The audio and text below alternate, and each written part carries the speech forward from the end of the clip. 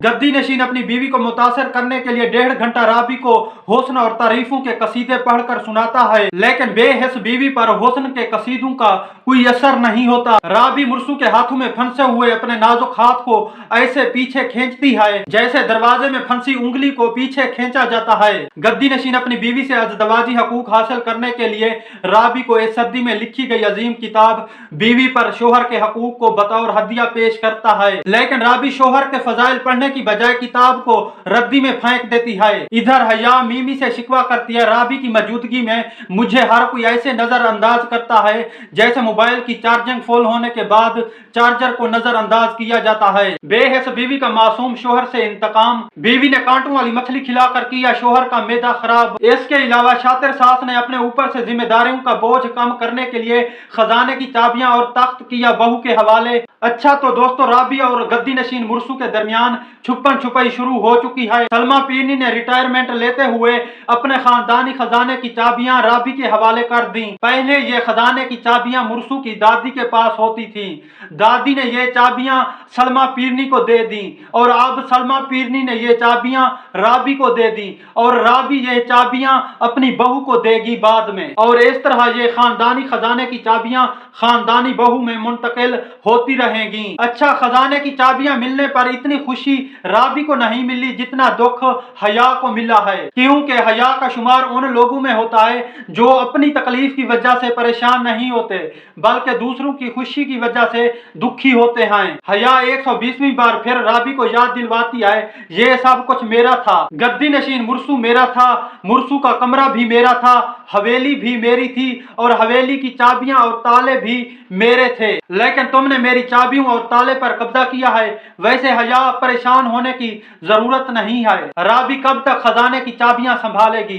करून का खजाना भी मिट्टी खा गई और राबी की चाबियों का भी नाम निशान नहीं रहेगा, क्योंकि दौलत आज तक किसी की भी नहीं हुई। हया बस तुम परेशान ना हो, कारून की तरह राबी का खजाना भी खत्म हो जाएगा। अच्छा, दूसरी तरफ सलमा पीरनी ने खजाने की चाबियों के साथ साथ वो तख्त भी राबी को दे दिया जिसके ऊपर बैठकर गरीब सास बहू के झगड़े निमटाया करती थी। अच्छा, अब इस खानदानी तख्त पर राबी बैठेगी और गरीब सास बहू के दरमियान सुलह करवाएगी। वैसे सलमा पीरनी से अपनी बहू तो संभाली नहीं जाती, तो दूसरों की बहू बेटियों के फैसले कैसे कर लेती है। अगर यह फैसला करवाने वाली औरतें सलमा पीरनी और राबी को झगड़ते हुए देख लें तो ये इनसे फैसला करवाने की बजाय इनको जूते मारेंगी। और इसके अलावा सलमा पीरनी ने हवेली में पकने वाले खानों का ठेका भी राबी को दे दिया है। राबी नुकरानी से मुर्सू की पसंदीदा चीजें पूछती है। गद्दी नशीन को बड़े गोश्त वाली बिरयानी,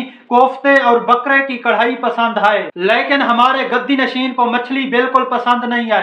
बचपन में एक बार मुर्सू ने मछली खाई थी जिसकी वजह से गद्दी नशीन को पाटियां लग गई थी, जिसके बाद मुर्सू को मछली से एलर्जी हो गई है। लेकिन बेहस बीवी गद्दी नशीन की पसंदीदा चीजें पकाने की बजाय हर चीज में मछली का गोश्त डाल देती है। बिरयानी के अंदर भी मछली और बिरयानी के बाहर भी मछली, समोसे भी मछली वाले, सालन भी मछली वाला, और तो और जूस के अंदर भी छोटी छोटी जिंदा मछलियां डाल दी। सलमा पीरनी गद्दी नशीन को मछली खाने से मना करती है, लेकिन गद्दी नशीन बीवी को खुश करने के लिए मगरमच्छ की तरह मछलियां खाना शुरू कर देता है। जब रात को गद्दी नशीन सोफे पर सो रहा होता है तो मछली मैदे में जाकर गद्दी नशीन के मैदे में कांटे मारना शुरू कर देती है। फिर गद्दी नशीन ऐसे उल्टियां करना शुरू कर देता है जैसे हमल ठहरने के बाद शादीशुदा लड़कियां उल्टियां करना शुरू कर देती हैं। मुर्सू को मगरमच्छ की तरह तड़पता देखकर बेहस बीवी को भी तरस आ जाता है। अच्छा, राबी जिस बाप को बाप नहीं मानती, मुश्किल में उसी बाप को बाप बना लेती है। गद्दी नशीन बेहोश कव्वे की तरह सोफे पर पड़ा होता है तो राबी चौधरी अन्नू को बुलाती है। हम तो चौधरी अन्नू को नकाम चौधरी समझते थे, लेकिन चौधरी अन्नू तो सर्जन निकले। बजाय इसके गद्दी नशीन को चौधरी अन्नू हॉस्पिटल ले जाते, बाप बेटी ने गद्दी नशीन का इलाज घर पर ही शुरू कर दिया। सारा घर आराम की नींद सो रहा था, लेकिन यह बाप बेटी सलमा पीरनी के अकलौते बेटे की सर्जरी करने में मसरूफ थे। दूसरी तरफ हया भी गद्दी नशीन के मैदे से मछली के कांटे निकालने के लिए मुर्सू को सूप पिलाते हुए पकड़ी जाती है, तो राबी अपनी खानदानी अंगूठी के इख्तियारात का नाजायज इस्तेमाल करते हुए हया को घर से निकालने के लिए शादी की धमकी दे देती है। आई होप आपको ये वीडियो अच्छी लगी होगी। अगर ये वीडियो आपको अच्छी लगी है तो मेरी वीडियो को लाइक कर दें और मेरे चैनल को सब्सक्राइब कर दें। I see you soon with a new video. Bye.